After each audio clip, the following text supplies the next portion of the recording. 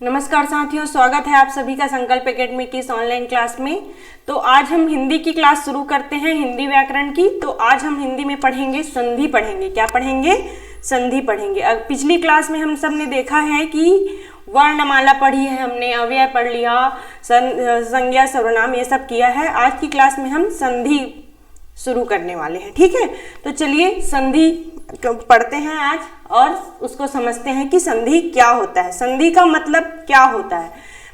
ये आप लोगों को पता होगा थोड़ा बहुत, क्योंकि हम लोग बचपन से छोटी क्लास से पढ़ते आ रहे हैं कि संधि व्याकरण में आता ही है। ठीक है, तो संधि का अर्थ होता है जोड़ना।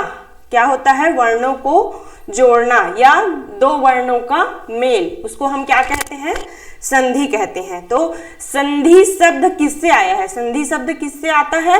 संस्कृत से आता है। तो संस्कृत में संधि का अर्थ क्या होता है? मेल होता है। क्या होता है? मेल होता है। तो हमने देखा कि संधि मतलब होता है जोड़ना, और संधि विच्छेद मतलब क्या होता है? जो संधि किए रहते हैं उसको तोड़ते हैं, उसको क्या बोलेंगे? संधि विच्छेद बोलते हैं। तो सबसे पहले हम देखेंगे संधि। ठीक है, तो संधि की परिभाषा नॉर्मल से क्या होगी कि दो वर्णों का परस्पर मेल, उसको क्या कहेंगे? हम संधि कहेंगे। ठीक है, और संधि के भेद कितने होते हैं? वो भी कितने होते हैं? 3 होते हैं। तो पहला कौन सा है? स्वर संधि, दूसरा व्यंजन संधि और तीसरा विसर्ग संधि। ठीक, तो ये हो गया संधि की नॉर्मल सी ऐसी बेसिक परिभाषा। ठीक है, उसके बाद हम उसको शब्दों में देख लेते हैं कि संधि किसे कहते हैं। संधि किसे कहते हैं? तो संधि का क्या अर्थ होता है कि दो अक्षरों का क्या होता है? आपस में मेल होता है। क्या होता है? आपस में मेल होता है। उसको हम क्या कहेंगे? संधि कहते हैं। क्या कहते हैं? संधि कहते हैं। तो दो अक्षरों के आपस में मेल मिलने से उनके रूप और उच्चारण में जो परिवर्तन होता है, क्या होता है? परिवर्तन होता है। उसे क्या कहते हैं? हम संधि कहते हैं। मतलब दो वर्ण आपस में मिलते हैं, उसके बाद उसमें क्या होता है? उस वर्ण का परिवर्तन हो जाता है, उच्चारण और रूप में क्या हो जाता है? परिवर्तन हो जाता है। उसको क्या बोलेंगे? हम संधि कहते हैं। तो ये हो गया संधि हम किसे कहते हैं। तो अक्षरों को आपस में मिलने से जो परिवर्तन, उनके रूप और उच्चारण में परिवर्तन होता है, उसको क्या बोलेंगे? हम संधि कहते हैं। ठीक है, फिर देखते हैं आगे कि संधि किसे कहते हैं और संधि विच्छेद क्या होता है, ये देख लेते हैं। तो शब्दों में, नॉर्मल से शब्दों में देख लेते हैं कि दो समीपवर्ती वर्णों के मेल से जो परिवर्तन होता है उसे क्या कहते हैं? हम संधि कहते हैं। कि दो जो पास के शब्द हैं उनमें वो जो जुड़ते हैं या उनका जब मेल होता है तो उसमें क्या होता है? परिवर्तन हो जाता है। तो उसको क्या कहते हैं? हम संधि कहते हैं। ठीक है, तो उसका उदाहरण क्या होगा? उच्चारण शब्द को हम, ये उच्चारण शब्द है वो संधि है, जुड़ा है। ठीक है, तो उत धन क्या हुआ? चारण। ठीक, तो ये त शब्द है वो वहां इसमें जाके क्या हो गया? च बन गया। क्या बन गया? च बन गया। तो ये शब्द मिलके क्या बन जाएगा? उत धन चारण मिलके क्या होगा? उच्चारण बन जाता है। ठीक है, तो इसमें ये शब्द का लोप हो जाता है। जब हम संधि में आगे देखेंगे कि कौन कौन से शब्द का कब कब लोप हो जाता है। ठीक है, तो ये हो गया नॉर्मल सा उदाहरण कि संधि के वर्ण जब आपस में मिलते हैं तो उसमें क्या परिवर्तन होता है और संधि कहलाता है। ठीक, तो ये हो गया उसका उदाहरण। एक उदाहरण और देख लेते हैं, जैसे विद्यार्थी बोलेंगे हम, क्या बोलेंगे? विद्यार्थी। ठीक है, तो विद्यार्थी का हम संधि विच्छेद करेंगे तो क्या होगा? विद्याधन क्या होगा? अर्थी। ठीक, तो इसका क्या होगा? विद्यार्थी। ठीक, उसके बाद ये दूसरा देख लेते हैं, संधि के नियमों द्वारा प्राप्त वर्णों को फिर मूल अवस्था में ले आने को क्या कहा जाता है? संधि विच्छेद कहा जाता है। ठीक है, मतलब संधि के नियमों द्वारा प्राप्त जो नियम है इसके संधि करने के, उनके द्वारा जो वर्ण को फिर से मूल अवस्था में लाया जाता है उसको क्या कहते हैं? हम संधि विच्छेद कहते हैं। ठीक है, तो ये क्या हो गया? अत्यधिक शब्द दिया है। तो अत्यधिक शब्द को जब हम उसका विच्छेद करेंगे, तोड़ेंगे, तो क्या होगा? अति धन अधिक। तो क्या हो जाएगा? अत्यधिक। तो यहाँ पे देखो अ उपसर्ग लगा है, क्या है, अति उपसर्ग लगा है, ठीक है यहाँ पे। तो उसमें उसको जब हम विच्छेद किए तो क्या हो जाएगा, अति धन अधिक, अत्यधिक का विच्छेद करने पर क्या होता है, अति धन अधिक, ठीक है। उसके बाद ये हो गया संधि के नियमों द्वारा प्राप्त वर्ण को कैसे मूल अवस्था के द्वारा परिवर्तित किया जाता है, ठीक। अब देख लेते हैं हम इसके कितने भेद होते हैं, संधि के कितने भेद होते हैं। तो आप लोगों को पता होगा कि नॉर्मल सा संधि का 3 भेद होता है, क्या, कौन कौन सा, स्वर संधि, व्यंजन संधि और विसर्ग संधि, ठीक है, ये हो गए। उसी प्रकार वर्ण में भी होता है, वर्ण में भी क्या होता है, 3 भेद होता है, ठीक है। उसमें भी क्या होता है, स्वर वर्ण, व्यंजन वर्ण और अयोगवाह। तो अयोगवाह को हम किस में लेंगे, विसर्ग में लेते हैं, किस में लेते हैं, विसर्ग में लेते हैं, ठीक। तो संधि में क्या होता है, वर्णों का मेल होता है, उसके बाद उसका रूप परिवर्तन हो जाता है, और ये क्या है, संधि के भेद हो गए, ठीक है। तो ये संधि के नॉर्मल 3 भेद है, और स्वर संधि के कितने भेद हैं, 5 भेद होते हैं। पहला दीर्घ स्वर संधि, दूसरा गुण स्वर संधि, तीसरा वृद्धि स्वर संधि, चौथा यण स्वर संधि और तीसरा अयादि स्वर संधि। तो ये हो गया स्वर संधि के 5 प्रकार। कितने प्रकार हैं, 5 प्रकार हैं।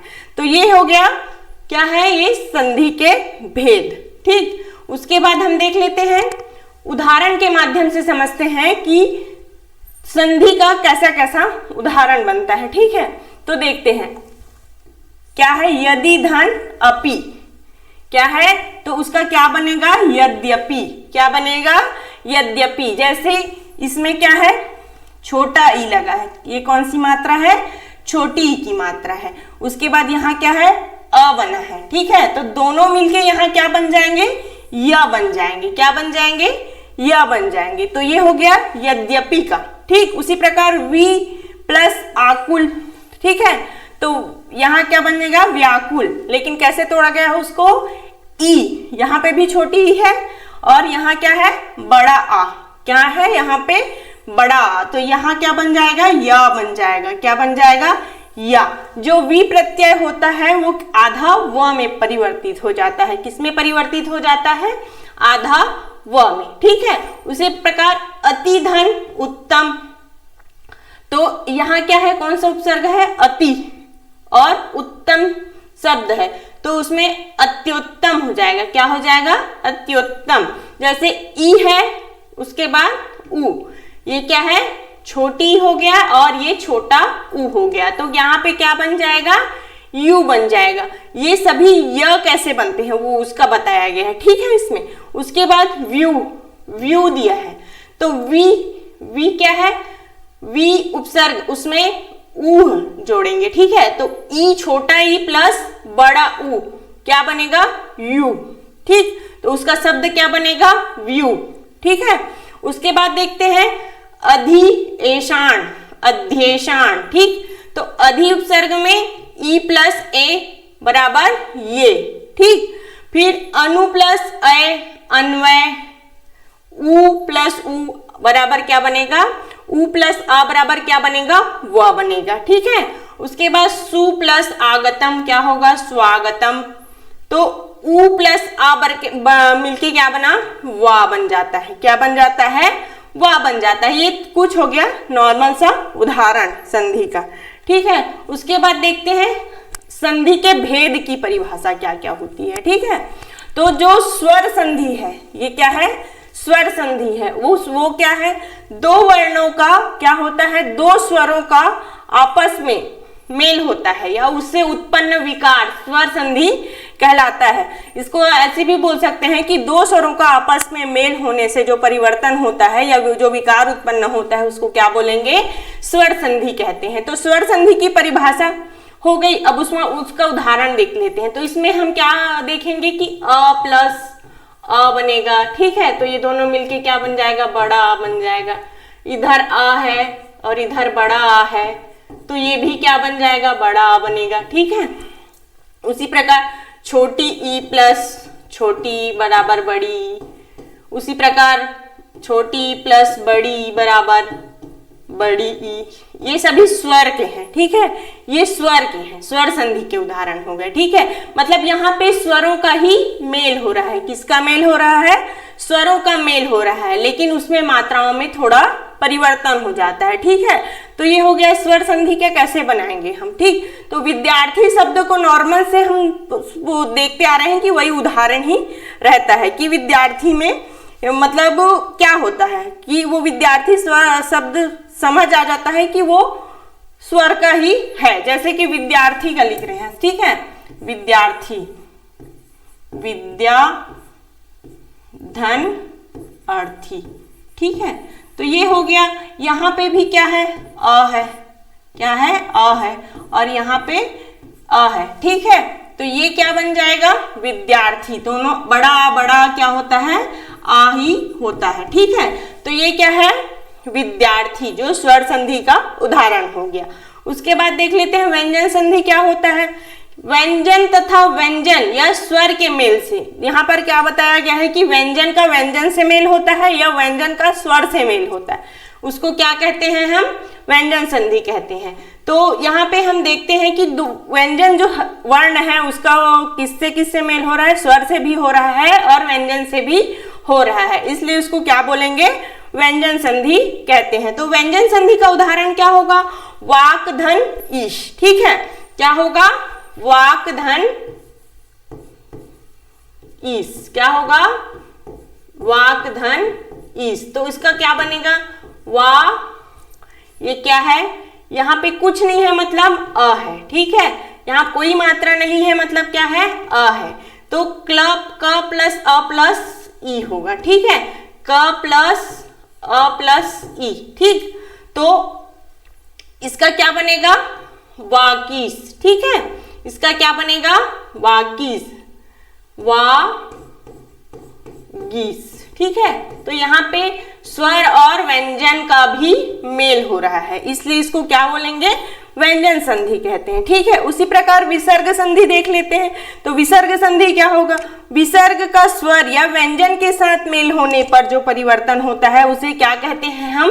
विसर्ग संधि कहते हैं। क्या कहते हैं? यहाँ पे बताया गया है कि विसर्ग और स्वर या व्यंजन, ठीक है, विसर्ग का किससे किससे मेल होता है? व्यंजन या स्वर के साथ मेल होने पर जो विकार उत्पन्न होता है उसको क्या कहते हैं हम? विसर्ग संधि कहते हैं, ठीक है। तो विसर्ग किसे कहेंगे हम? विसर्ग क्या होता है? जो अयोगवाह की मात्रा होती है वो क्या होती है? विसर्ग कहलाती है। क्या कहलाती है? जो दो बिंदु हम लगाते हैं लास्ट में कोई भी वर्ण लिखने पर, जैसे मात्रा लगी है दो बिंदु की, उसको क्या बोलेंगे हम? विसर्ग बोलते हैं, ठीक है। तो विसर्ग का उदाहरण क्या होगा? जैसे मनः धन, क्या होगा? मनः धन रथ, क्या होगा? मनः धन रथ। तो क्या होगा इसका? मनोरथ, क्या होगा? मनोरथ, मनोरथ, क्या होगा? मनोरथ। तो यहाँ पे क्या हो गया है? जो विसर्ग का किससे मेल हुआ है? ये विसर्ग है दो बिंदु, ये उसका किससे मेल हो गया है? व्यंजन से मेल किया गया है, ठीक है। तो ये हो गए हमारे स्वर संधि, व्यंजन संधि और विसर्ग संधि के उदाहरण और उसकी परिभाषाएं, ठीक। उसके बाद हम देख लेते हैं कि स्वर संधि। अब हम अच्छे से पढ़ेंगे और पूरा डिटेल में समझेंगे कि स्वर संधि के अंतर्गत क्या कौन कौन सी संधियां आती हैं और उसके क्या क्या उदाहरण होते हैं, ठीक है। तो संधि, स्वर संधि की परिभाषा क्या होगी? हमने देखा आगे कि स्वर संधि की परिभाषा क्या है कि स्वर के साथ स्वर का मेल होने पर जो विकार उत्पन्न होता है उसको क्या बोलेंगे हम? स्वर संधि कहते हैं। कौन सी संधि कहते हैं? स्वर संधि कहते हैं, ठीक है। तो दो वर्णों का मेल हो रहा है, किसके साथ? स्वर और स्वर जो वर्ण है उनका मेल हो रहा है, ठीक। तो वो क्या हो गया? स्वर संधि होता है। उसके बाद उदाहरण में क्या है? महाधन आत्मा, उसका क्या होगा? महात्मा। तो महा जो शब्द है उसमें कौन सी मात्रा लगी है? आ की मात्रा लगी है प्लस आ, तो क्या होगा? यहां भी जाके आ ही होगा, ठीक। तो ये क्या है? महाधन आत्मा। तो यहाँ पे समझ आ रहा है कि ये स्वर है और ये भी स्वर है, तो तो दोनों स्वर स्वर मिलके क्या होंगे, स्वर ही बनते हैं। ठीक, तो ये क्या है, स्वर संधि के उदाहरण। ठीक, अब देख लेते हैं कि स्वर संधि के कितने भेद होते हैं और उनकी परिभाषाएं। तो स्वर संधि के कितने भेद होते हैं, 5 भेद होते हैं। दीर्घ, गुण, वृद्धि, यण, अयादि। कौन कौन से, दीर्घ, गुण, वृद्धि और अयादि स्वर संधि। तो जैसे शब्द से ही समझ आ रहा है कि दीर्घ मतलब क्या होगा, बड़ा होगा। दीर्घ मतलब क्या होगा, बड़ा होता है। तो इसमें क्या क्या आएंगे, जो बड़े स्वर हैं, जो बड़े वर्ण हैं वही आते हैं। जैसे इसके अंतर्गत क्या क्या आएगा, बड़ा आ, ई, बड़ा ऊ, ये सब आएंगे। ठीक है, तो इसको दीर्घ स्वर संधि बोलते हैं। ठीक, अब देख लेते हैं कि दीर्घ स्वर संधि की परिभाषा क्या होगी। तो दीर्घ स्वर संधि की परिभाषा क्या है, दीर्घ, इसको भी लिया गया है, छोटा आ को भी उसमें लिया गया। ठीक है, तो दीर्घ आ, ई, ऊ और री के बाद ह्रस्व अथवा दीर्घ आ, ई, ऊ और री स्वर आता है। या मतलब क्या होता है कि स्वर, दीर्घ स्वर के बाद अगर स्वर आ जाए तो दोनों मिलकर क्या बन जाते हैं, दीर्घ आ, ई, ऊ और री हो जाते हैं। ठीक है, तो जैसे बड़ा वर्ण दिया है उसके पीछे छोटा आ जाए, उस दोनों मिलके क्या बन जाएंगे, ये बड़ा आ, बड़ा ई और बड़ा ऊ और री हो जाते हैं। क्या हो जाते हैं, री हो जाते हैं। इस मेल से बनने वाली संधि क्या कहलाती है, दीर्घ स्वर संधि कहलाती है। ठीक है, तो यहाँ पे दीर्घ वर्णों का छोटे वर्ण से मेल होगा या बड़े वर्ण से, तो क्या हो जाएगा, वो दीर्घ स्वर संधि कहलाता है। जैसे धर्म, धन, अर्थ। ठीक, तो क्या बन जाएगा, धर्मार्थ। क्या बनेगा, धर्मार्थ। तो यहाँ पे क्या है, अ प्लस अ, क्या है, अ प्लस अ, तो क्या बन जाएगा, धर्मार्थ। ठीक है, उसके बाद यहाँ पे क्या है, स्वार्थी। क्या है, स्वाधन अर्थी, तो क्या होगा, स्वार्थी। ठीक, तो बराबर क्या हो जाएगा, दोनों बड़ा आ बन जाएगा इधर। ठीक, तो इधर देखते हैं कि यहाँ वह है लेकिन वहां क्या छुपा है, अ छुपा है। क्या छुपा है, अ छुपा है। तो दोनों छोटा मिलके क्या बन जाता है, बड़ा आ बन जाता है। ठीक है, उसके बाद यहाँ पे भी देख लेते हैं मत। मत शब्द में क्या है, अ है। क्या है, अ है प्लस अ बराबर बड़ा आ। ठीक, तो ये हो गया स्वर संधि के सभी। इसमें भी क्या है, म है मतलब अ छुपा है। ठीक, तो ये सब मिलके क्या बन जाएंगे, यहाँ पर बड़ा आ हो जाता है। जैसे धर्म, धन, अर्थ मतलब धर्मार्थ। स्वधन अर्थी मतलब स्वार्थी। मत धन अनुसार मतलब मतानुसार।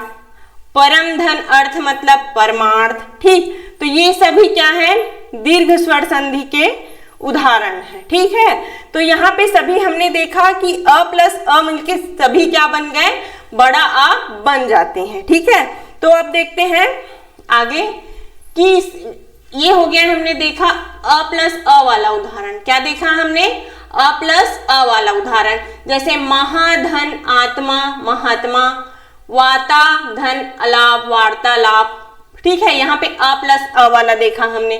उसी प्रकार छोटा ई प्लस छोटा ई बन के क्या बनता है, बड़ा ई बन जाता है। जैसे अति धन ईव अतीव, मतलब यहाँ पे छोटी ई है और ये भी क्या है, छोटी ई है, और दोनों मिलके क्या बन जाएंगे, इधर बड़ी ई बन जाते हैं। क्या बन जाते हैं, बड़ी ई बन जाते हैं। उसी प्रकार यहाँ पे छोटी ई है और बड़ी ई है, तो उसके बाद वो क्या बनेगी, बड़ी ई ही बनेगी, छोटी ई नहीं हो जाएगी। ठीक है, तो जैसे यहाँ पे छोटी ई की मात्रा है और यहाँ पे बड़ी ई की मात्रा है, तो दोनों मिलके क्या बन जाएंगे, इधर बड़ी ई बन जाते हैं। क्या बन जाते हैं, बड़ी ई बन जाते हैं। जैसे कवि धन इंद्र कविंद्र।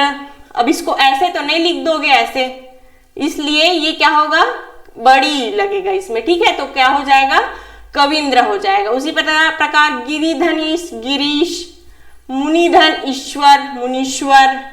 मतलब जो जो छोटी ई है और बड़ी ई का मेल हो रहा है, लेकिन वो क्या हो जाएगा, बड़ी ई ही रहेगा। यहाँ पे देखिए कि शुरू में भी बड़ी ई दी है लेकिन पीछे क्या दिया है, छोटी ई है, लेकिन वो क्या बन जाएगी, बड़ी ई ही बन जाएगी। ठीक, जैसे मही धन इंद्र महेंद्र, ठीक, योगी धन इंद्र योगींद्र। तो जो छोटी ई की मात्रा या बड़ी ई की मात्रा रहेगी वो भी क्या हो जाता है, इधर आकर बड़ा बन जाता है। उसी प्रकार बड़ी ई प्लस बड़ी ई होगा, छोटी ई नहीं होगा। ठीक, क्योंकि बड़ा बड़ा मिलके ही बड़ा बनता है, छोटा नहीं हो जाता। ठीक, जैसे छोटा छोटा मिलके बड़ा बनता है, उसी प्रकार बड़ा बड़ा मिलके ही बड़ा बनता है। जैसे रजनी धन ईश रजनीश, जानकी धन ईश जानकीश। उसी प्रकार ऊ का देख लेते हैं, ऊ प्लस ऊ बराबर बड़ा ऊ। जैसे भानु छोटा ऊ है और ऊ भी क्या है, उदय भी छोटा ऊ है, तो बड़ा ऊ बन जाता है इधर जाके, तो क्या हो जाएगा, भानुदय। ठीक, उसी प्रकार छोटा ऊ प्लस बड़ा ऊ बनेगा। लघु धन उर्मी लघुर्मी, साधु धन ऊर्जा साधुर्जा, ये हो गया। ठीक, अब आगे देख लेते हैं और कि बड़ा ऊ प्लस छोटा ऊ बड़ा ऊ हो जाएगा। जैसे वधु धन उत्सव वधुत्सव, वधु धन उपकार वधुपकार। उसी प्रकार बड़ा ऊ मिलके क्या होगा, बड़ा ऊ होगा। तो भू धन उष्मा भूष्मा। तो जो छोटा या बड़ा रहेगा वो बड़ा ही बनता है, इसलिए इसको क्या कहा गया है, दीर्घ स्वर संधि कहा गया है। उसके बाद देखेंगे हम गुण स्वर संधि। क्या देखेंगे, गुण स्वर संधि। तो गुण स्वर संधि क्या होता है, तो गुण स्वर संधि होगा कि जब स्वर के साथ क्या होता है, जब ये स्वर रहेंगे अ या अ, स्वर के साथ ई और ई स्वर का होता है तो वो क्या बनता है, ए बन जाता है। क्या बन जाता है, ए बन जाता है। और जब अ एवं आ क्या होता है, अ एवं आ के साथ उ एवं उ स्वर होता है तो वो ओ बन जाता है। क्या बन जाता है, ओ बन जाता है। तो और उसके बाद क्या है, जब अ एवं अ स्वर के साथ री होता है तो वो क्या बन जाता है, अर बन जाता है। क्या बन जाता है, अर बन जाता है। इस प्रकार बनने वाले शब्द को गुण स्वर संधि कहते हैं। मतलब जैसे अ और अ का ई या ई के साथ मेल होता है तो वो ए बनेगा।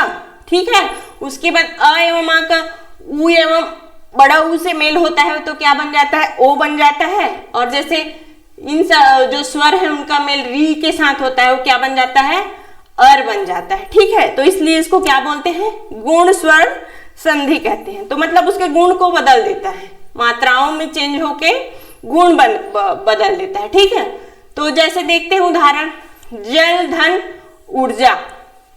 तो देखो यहाँ पे क्या है, कुछ नहीं है, मतलब क्या है, अ है। क्या है, अ, और इधर क्या है, उ। तो अ और उ मिलके क्या बन जाएगा, ओ बन जाएगा। क्या बन जाता है, ओ बन जाता है। तो यहाँ पे क्या होगा, जलोर्जा। ठीक है, तो कुछ नहीं है, मतलब वहां पे अ है। क्या है, अ है। तो ये अ और उ मिलके क्या बनते हैं, यहाँ पे हमने देखा है ओ बनते हैं। क्या बनते हैं, ओ बनते हैं। उसी प्रकार जल धन उर्मी, तो यहाँ पे भी अ है और ये क्या है, उ है। जैसे अ प्लस उ बराबर क्या होगा, ओ। ठीक, तो क्या होगा, जलोर्मी। क्या होगा, जलोर्मी।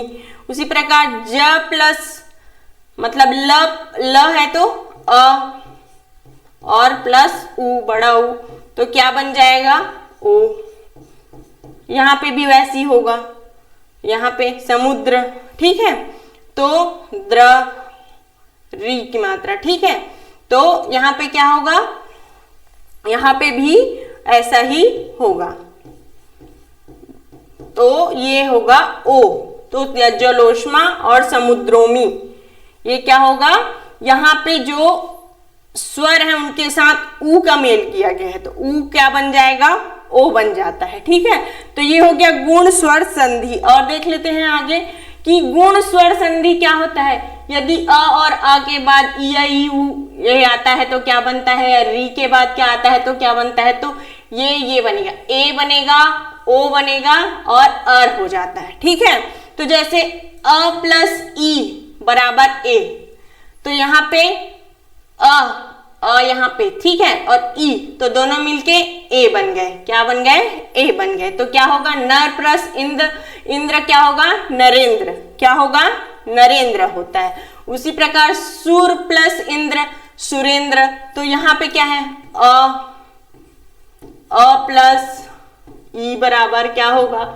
ए होगा, ठीक है, सॉरी, ए होगा। और उसके बाद अ प्लस ई बराबर ए, ये भी वही है, बड़ा ई, यहाँ पे छोटा ई है और यहाँ पे बड़ा ई है। तो नर प्लस ईस मतलब क्या होगा? नरेश होगा। परम प्लस ईश्वर बराबर परमेश्वर। तो यहाँ पे सभी क्या बन गए हैं? ए बन गए हैं। क्या बन गए हैं? ए बन गए हैं। उसी प्रकार ये पूरा क्या है? ए वाला है। हमने उधर ऊ वाला देखा और ये ए वाला है। यहाँ पे क्या है? अ प्लस उ बराबर ओ। जैसे वीर प्लस उचित, वीरोचित, मतलब अ प्लस उ का मेल हुआ है, ठीक है, तो वो क्या बन जाएगा? ओ बन जाता है। क्या बन जाता है? ओ बन जाता है, ठीक है। जैसे मानव प्लस उचित, मानवचित, उसी ये सभी क्या है? ये ए का उदाहरण हो गया और ये ओ का उदाहरण हो गया। अब उसी प्रकार देख लेते हैं हम अर मतलब री का उदाहरण। किसका उदाहरण?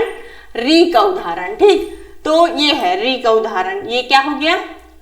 अ प्लस री बराबर अर होता है। जैसे देव प्लस ऋषि, देव ऋषि, क्या होगा? देव प्लस ऋषि क्या होगा? देव ऋषि। मतलब अ का किससे मेल हो रहा है? यहाँ पे ऋषि का री है, उससे मेल हो रहा है, ठीक है। तो जैसे उसका और देख लेते हैं एक आध उदाहरण हम, कि इसका क्या होगा कि री से हम क्या बना सकते हैं? महाधन ऋषि। जैसे महा शब्द है प्लस ऋषि, तो क्या हो जाएगा? महर्षि। क्या होगा? महर्षि, ठीक। तो ये क्या है? री का उदाहरण हो गया। उसी प्रकार ये क्या है? अ प्लस उ बराबर ओ, तो दया प्लस उर्मी, दयोर्मी, ठीक है। तो यहाँ बड़ा आ का मेल हुआ है ऊ से। किससे हुआ है? बड़ा आ का मेल ऊ से हुआ है, तो इसको क्या बोलेंगे? दयोर्मी। और उधर देखते हैं महा प्लस ऊर्जा, महोर्जा, है नी। तो यहाँ सभी अ का किससे मेल हो रहा है? ऊ से मेल हो रहा है। तो उससे कौन सा वर्ण बन रहा है? ओ बन रहा है। कौन सा बन रहा है? ओ बन रहा है। यहाँ पे भी बड़ा आ का छोटा ऊ से मेल हो रहा है, तब भी क्या बन रहा है? ओ बन रहा है। जैसे महाधन, महाधन उत्सव, तो क्या होगा? महोत्सव। उसके बाद यहाँ क्या है? अ का ऊ से मेल हो रहा है, बड़ा ऊ से, तो क्या होगा? सूर्य प्लस ऊर्जा, सूर्योर्जा, ठीक। तो ये क्या है?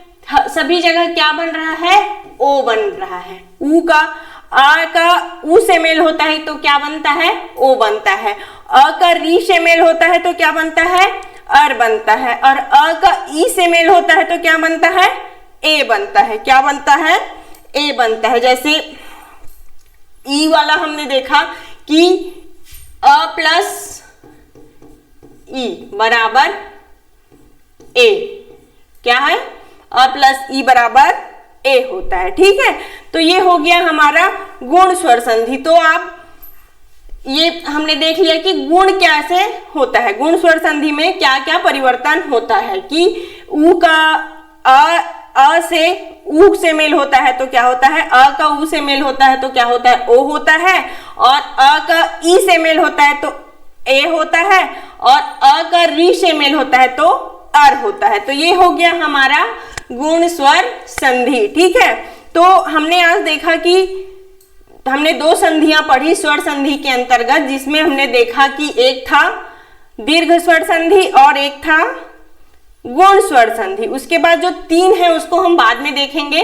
तो आज की क्लास हम यहीं पे समाप्त करते हैं और आशा करती हूँ कि आप लोगों को आज की क्लास समझ आई होगी। तो ठीक है, आज की क्लास के लिए धन्यवाद।